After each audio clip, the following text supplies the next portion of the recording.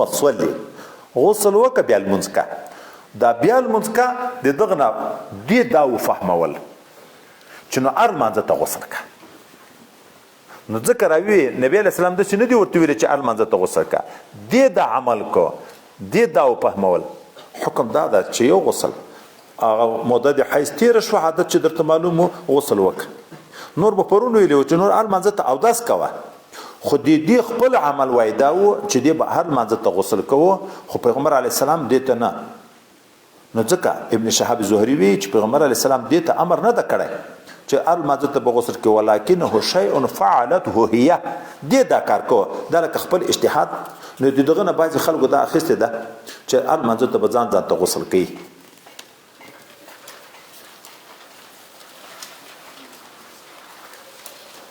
ځان مخته لاړ باب ما جاء في الحائض انها تقضي الصلاه وبه قال حدثنا قتيبة قال حدثنا حماد بن زيد بن ايوب عن ابي قلابة عن معاذ بن امرأة سالت عائشة رضي الله تعالى عنها قالت اتقضي احدانا صلاة ايام محيزا فقالت حربية انت قد كانت احدانا تحيز فلا تؤمر بقضاء قال ابو عيسى هذا حديث حسن صحيح وقد روي عن عائشة رضي الله تعالى عنها من غير وجه ان الحائض لا تقضي الصلاة وقول عامة فقال لا بينهم في ان الحائض تقضي صوما ولا تقضي الصلاة حائضه د حیض په وخت کې لمونځ نشي کړی روژه نشي نیوی تلاوت نشي کړی چې دا بل باب سره روان ده جومات ته نشي ننوتی طواف نشي کړی د خپل میړه سره یو ځایوالی نشي کړی دا ټولو شیانو نه منع ده خو دا چې دې لمونځونه شپږ اووه ورځې عادت ونه کړه د دغه لمونځو قضایي بیا شته که نه په دغه وخت کې خو نشي کړی لمونځ وروسته یې قضایي شته که نه یو روژه ده یو لمونځ په روژه کې خو اتفاقي ده چې قضایي راګرځي خو لمانځه کې خبره ده چې لمانځه قضایي شته که نه د حضرت پیغمبر صلی الله علیه وسلم د بیبي مبارکې ام المؤمنین نه یوه ښځه پوښتنه کوي چې دا د حیض عذر تیر شي دا لمونځ به موږ راګرځوو که نه دا ورته ته حروریه یې چې دا ویایې د نبی علیه السلام په وخت کې به موږ ته د هغه عذر پیدا کېدو خو موږ ته امر د شارع د طرف نه د قضایي نه راګرځول کېدو چې لمونځ راوګرځوئ اوس د دغه ځای نه یو اختلاف ځای را معلوم شو عام اهل سنت والجماعت په دې دي چې د لمونځو قضایي نشته خو خوارج وایي چې لمونځو قضایي شته خوارجو نه تعبیر په حروریه کېږي په کوفه کې عراق کې چې د حضرت علي کرم الله وجهه دارالخلافه وه د دغه نه 2 میلادي باندې یو کلی و حرورا په نامه دا د خوارجو اول ظهور په دغه ځای کې وشو چې حضرت معاویه رضی الله تعالی عنه د حضرت علي رضی الله تعالی عنه په منځ کې مشاجره تیزه په یو جنگ کې مخکې تاسو یاد دي بخاري قصه چې د حضرت علي رضی الله تعالی عنه مرګري په مخ روان و البته حضرت عمرو بن عاص مشوره ورکړه حضرت معاویه ته چې سړی به ورولېږو قرآن عظیم شان به ورولېږو چې په دغه قرآن به فیصله کوو ثالثینو ته یې غاړه سره کېښوه لنډه مطلب دا ده غاړه یې کېښوه ثالثینو ته فیصلې ته دغه خوارجو خو مخکې نه مقصد د مسلمانانو جنګول و خو عنوان د محبت او اتباع د حضرت علي کرم الله وجهه و چې موږ د ده په ډله کې یو دلته چې د دې مقصد نشو پوره رنګ د خبرې بدل کو خلکو ته په ذهن کې دا ورکو چې حضرت علي صاحب خطا شو ان الحكم الا لله ته د خدای په حکم باندې عمل نه کوي د ثالثینو غاړه حکم ته د غاړه کې حضرت عمرو بن عاص او ابو موسی اشعري ثالثان مقرر کړه دوی په خبر باندې ته فیصله کوي بس مخالفت شروع اول ظهور د دې په دغه ځای راغلی نو خو ځکه بیا وروسته خپل عقیدې ترویج کوو مقابلې راغلي دي نو حضرت ام المؤمنین ځکه دغه ښځې ته ویایي ته آیا ډېر قوم نه یې چې داسې پوښتنه کوي د نبی علیه السلام په وخت کې د ده په کور کې دا عذر پیدا کېدو دا د حیض عذر خو داسې و اوس تقریر ته د پیغمبر علیه السلام خبر برابروي چې حیض راتلو او نبی علیه السلام امر نه کوي چې وینې یې چې ښځو خو لمونځ ونه کړو او د قضایي امر نه کوي خو دغه عین د سکوت شارع دلیل د دې چې قضایي نشته د روژې قضایي شته د لمانځه نشته ولې دغه کې څه حکمت ده څوک وایي حضرت حوا انا رضی الله تعالی عنها چې د جنت نه راکوزه شوه هغه د دانې سزا ورکړه خدای پاک چې هغه غنم دانه دی وخوړه دلته دې ته د حیض تکلیف پیدا شو د حیض نه چې پاکه شوه د روژې په متعلق کې پوښتنه وکړه چې اوس دا د روژې میاشت ده ما خو روژه وخوړه قضایي راوګرځوم که نه هغه د لمانځه په باب کې پوښتنه وکړه چې دغه لمانځو قضایي شته که نه الله حکم نازل کړو چې نه د دغه لمانځو قضایي نشته دا د روژې په باب کې دې پوښتنه ونه کړه دې په خپل قیاس دا خیال و چې نو د روژې قضایي هم نشته الله دا سزا ورکړه چې نه د روژې قضایي شته څوک یې د دې ترک د سوال دیغ تعدیبا سزا ورکړه شو چې روژه کې پوښتنه نه کوي په خپل خیال اعتماد کوي قیاس کوي چې نبی موجود دی ته قیاس کیږي هلته پوښتنه نه کوي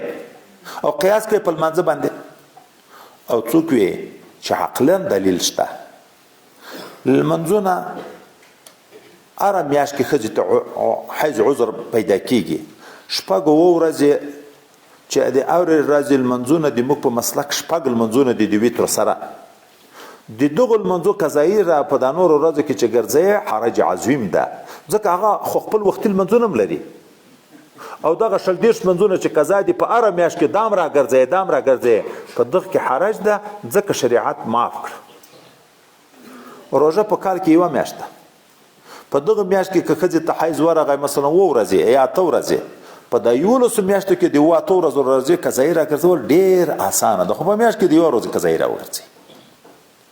نو عقلا هم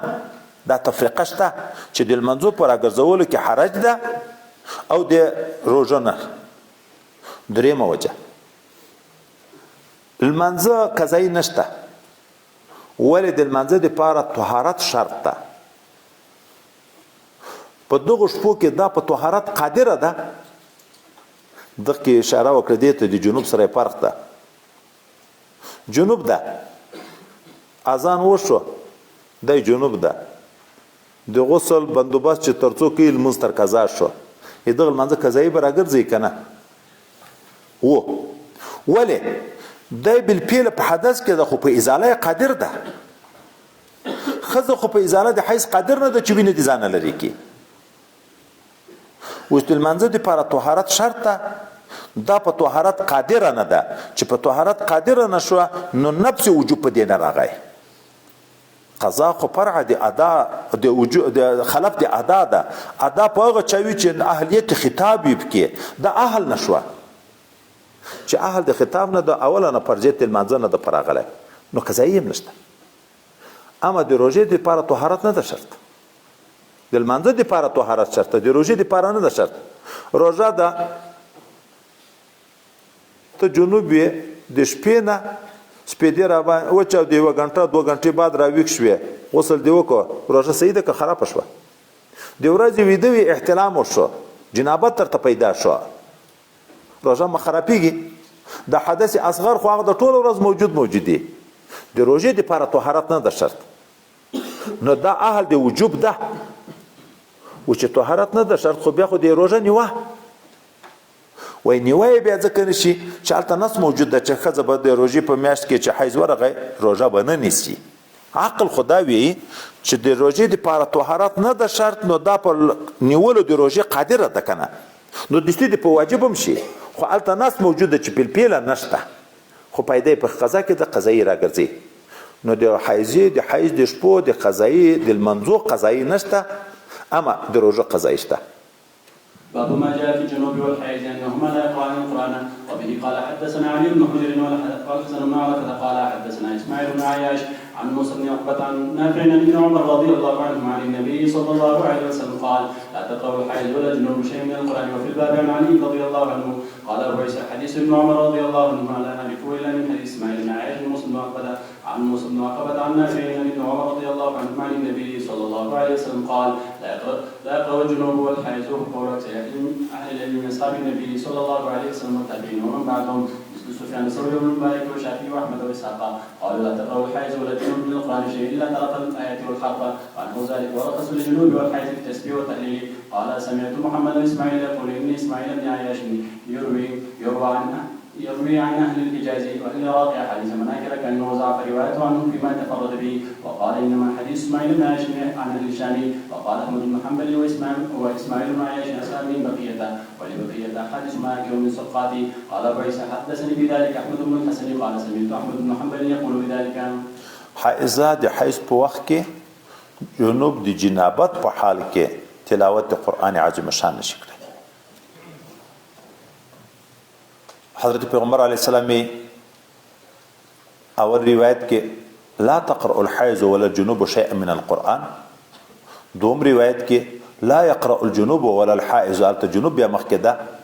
او اکثر اهل علم هم په دغه باندې دي چې نه جنوب د جنابت په حال کې تلاوت کړی شي نه حائضه د حیض په حال کې تلاوت کړی شي. اوس څوک سوال کوي چې هلته خو راغلی دی چې کان رسول الله صلی الله علیه وسلم یذکر الله علی کل احیانه، د الله ذکر په هر وخت کې کوه. تلاوت خو ذکر ده، انا نحن نزلنا ذکر و انا له لحافظون، چې ذکر په هر وخت کې کوه، که د جنابت حال وي که د حدث حال وي که د طهارت حال وي، نو خو دا معنی تلاوت هم په هر وخت کې کوه. موږ یې دغه نه ته مفهوما دا خبره معلومه یې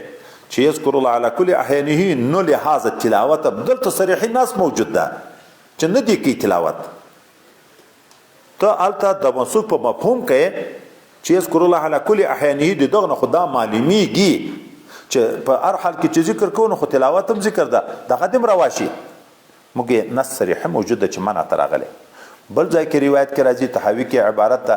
چې حضرت علی کرم الله وجهه نه منع ده چې نبی کریم صلی الله علیه وسلم نه منع کوه د تلاوت نه لیس الجنابه یعنی الا الجنابه، یو جنابت منع کوه چې د جنابت په حال کې د تلاوت نه کوه. مخکې موږ تاسو د مزمزه او د استنشاق په مسله کې ویلي وو چې په اوداسه کې سنت خو په جنابت کې په غسل کې فرض ده. دلیل دا و چې دا جنابت خلیت هم داخل شوی، چې داخل شو خلم نجس شو نه تلاوت ناروا شو، او په اوداسه کې لاس نشو وروړای خو خلیت د نن حدث نشته، تلاوت کړی شي د اوداسه په حال کې کړی شي خو د جنابت په حال کې نشي کړی. اوس دغه جنوب یا دغه حیزه مړی خوري، خوراک روا ده، چکاک روا ده، دا مړی ته چکاک ته بسم الله ویلی شي کنه، خو بسم الله خو یو آیات دی آیاتو د قرآن عظیم شان نه وای او ویلی شي، خو په نیت تبرک نه په نیت تلاوت.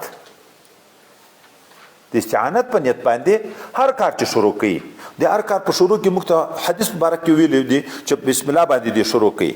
اوس نو که حیزه ښځه یا جنوب سړی کوم کار کوي جائز کار نیک کار، دغه کار ته لپاره بسم الله وایي په نیت استعانت باندې نه په نیت تلاوت ویلی شي. قرآن عظیم شان کې بعضې آیاتونه مبارکان مشتمل په دعا دي. اول سورة فاتحه کې اهدنا الصراط المستقيم صراط الذين انعمت عليهم غير المغضوب عليهم ولا الضالين. سورة بقره اخر ده ربنا لا تؤاخذنا ان نسينا واخطانا تر پای پورې. دا نور سورتو کې ربنا وآتنا ما وعدتنا على رسولك ولا تخزنا يوم القيامه انك لا تخلف الميعاد. داسې آیاتونه چې دعا ده، که جنوب د جنابت په حال کې، حائزه د حیض په حال کې، دغه آیتونه ویي خو د دعا په نیت ویي، د تلاوت په نیت نه. خو دغه مضمون د ام دعا ده ام تلاوت ده، د دعا په نیت ویلی شي، د تلاوت په نیت نشي ویلی، ځکه دا د حدیث مانع دي چې تلاوت نه بغیر د جنابت او د حیض په حال کې تلاوت نشي کړی. او یو صورت شته که ښځه معلمه ده، استاذه ده، الجنو ته قرآن عظیم شان ورخی.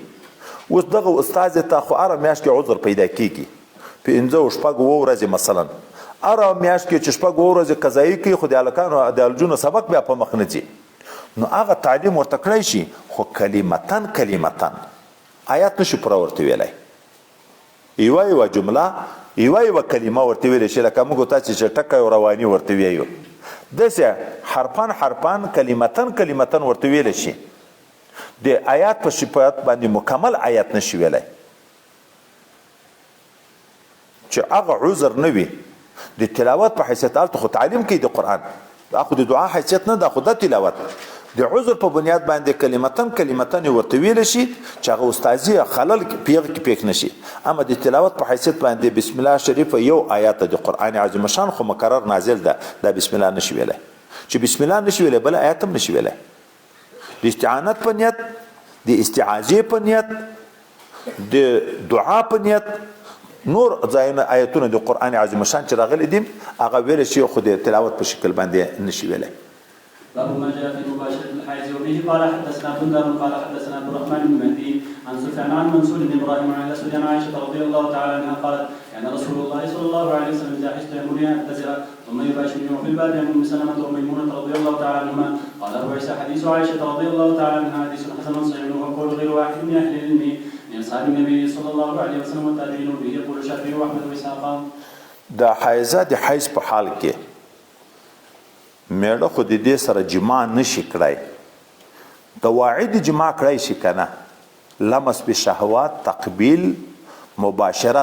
مباشرت دا معنی بشرا بالبشرا چې کمیس نوی د دواړو سینې سره لګیږي دغه مباشرت وي دا کړای شي کنه. نو ظاهر حدیث مبارک کې ام المؤمنین هغه ویایي چې کله به د حیض عذر ماته پیدا شو حضور پاک صلی الله علیه وسلم براته حکم وکړ چې لنګ وتړه. مخکې موږ تاسو ویلي وو اول ورځ الماء من الماء کې چې په ابتدا د اسلام کې جماع ډېرې وې ځکه کالای کم و نو لوڅ به په یوه بستره کې سره پراته وو او د هغې وجې نه چې هلته ملاصقت زیات و کله به توارید حشپې راغلی وه خو هلته ماف شو چې په دغه باندې غسل نشته وروسته راغی. اوس نو چې لوڅ سره څملي نو خو د ورانو باندې منفعت اخیستی کېږي چې جماع نه وي هم. دلته به حکم نبی علیه السلام وکړو چې لنګ وتړه. د حیض په حال کې به ماته حکم وکړو چې لنګ وتړه. نو مسله دا ده چې د نامه نه تر زنګانه د حیض په حال کې د ښځې په لوڅ بدن منفعت نشي اخیستی. بعضې ائمه وي چې په ورانو باندې یعنی یو جماع نشي کړی نور په ورانو لوڅ ورانو باندې منفعت اخیستی شي. ولې حضرت پیغمبر علیه الصلاة والسلام نه چې په مدینه منوره کې یهودو د حایضو ښځو نه دومره نفرت کوو چې په یوه کوټه کې هم نه ورسره پرېښي، خوراک هم ګډ نه سره کوو او د کړکیو نه به خوراک ورکوو لکه نجس العین شي سره. صحابه و چې د نبی علیه السلام نه پوښتنه وکړه چې موږ هم اوس آیا ښځې د حیض په حال کې منې کوو لکه هغه آیات مبارکه هم چې نازل شو. نبی علیه السلام د آیات مبارکه په تشریح کې ورته ویل اصنعوا کل شیء الا النکاح. نکاح معنی جماع. اصنعوا کل شیء نور هر څه ورسره کوي. خوراک چې د بل باب را روان ده خوراک هم ورسره کوي، چکاک هم ګډ سره کوي، استجاع او ګډ څملستان هم سره کوي، خو صرف جماع مه کوي. نو دوی وایي چې که نور ورانو باندې منفعت اخلي په لوڅ بدن جایز ده خو هلته خو صرف د جماع منه راغلی. لیکن موږ وایو چې نه دلته خو د نبي علیه السلام د خپل کور مسله شو. ام المؤمنین وایي چې ما ته به ویل چې لنګ وتړه. بل ځای کې بیا راځي دا ام المؤمنین وایي چې سره له دې نه چې رسول الله صلی الله علیه وسلم مالک د عرب د خپل شهوت مالک هم و که لوڅ سره پراته وایم د حیض په حال کې جماع حرامه ده. د حرامو توهم کېږي چې نبی علیه السلام باندې به شهوت غلبه کړې وه چې په حرامه واقع وای خو موږ ته یې قانون کېښی. سره له دې نه چې په ما کې دغه غلط سوچ پیدا کېږي نه زه چې حکم کوم چې ښځه ته چې لنګ وتړه نورو خلکو ته خو په طریقه اوله حکم ده. او بل په 2-3 سندو راغلی الفاظو کې به لږ لږ فرق وي مضمون یو ده. صحابي مبارک راځي حضرت پیغمبر صلی الله علیه وسلم ته وایي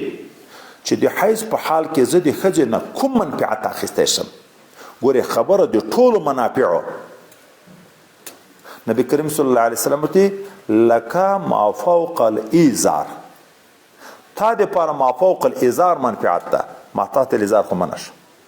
ما فوق الازار اوس نو چې لنګ تړلی د نامه نه پورته د زنګنو نه لاندې په دغه بدن باندې منفعت اخیستل شرعي ممانعت نشته. هلته ټول دغه پوښتنه د ټول په باب کې کړو ټول منافع څومره دي ده ورته ویل لکه ما فوق الازار. نه لهذا اصنعوا کل شیء الا النکاح د یغ نه چې داسې وایي چې نو په ورانو یې منفعت اخیستی شي په لوڅو ورانو باندې خو صرف جماع منه ده. موږ یې نه خو دغه حدیث ده چې لکه ما فوق الازار او د ټولو منافعو پوښتنه وکړه چې زه د خپلې ښځې نه ټول منفعت کوم شی اخیستی شم د حیض په حال کې. نبي علیه الصلاة والسلام ویل لکه ما فوق الازار.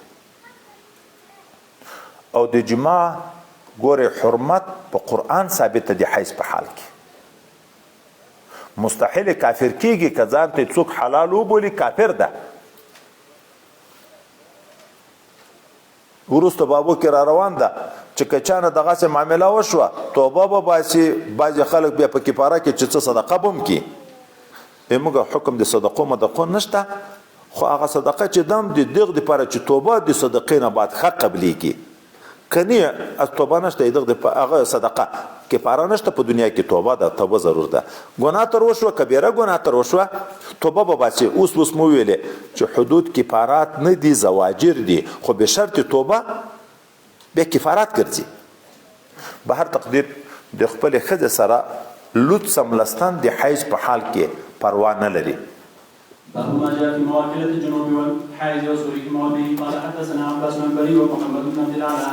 قال حدثنا عبد الرحمن بن مهدي قال حدثنا معاوية بن صالح بن الاعلى بن الحارث بن حرام بن معاوية عن ابي عبد الله بن سعد رضي الله تعالى عنه قال سألت النبي صلى الله عليه وسلم عن مواكلة الحيض فقال وكلها وفي الباب عن عائشة وانس رضي الله تعالى عنهما قال وعيسى حديث عبد الله بن سعد حديث حسن غريب وهو قول عامة اهل العلم لم يروا بمواكلة الحيض باسا واختلفوا في بعض في فضل وضوئهما فرخص بذلك بعض وكره بعضهم فلتهودها د ګډ خوراک کول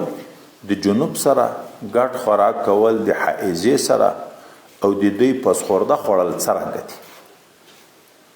عنوان کې د جنوب خبره هم شته خو په حدیث کې د جنوب ذکر نشته نو په دغه نسخو کې موای فرق ده په بعضې نسخو کې د جنوب ټکی شته په د عنوان کې په بعضو کې نشته حکم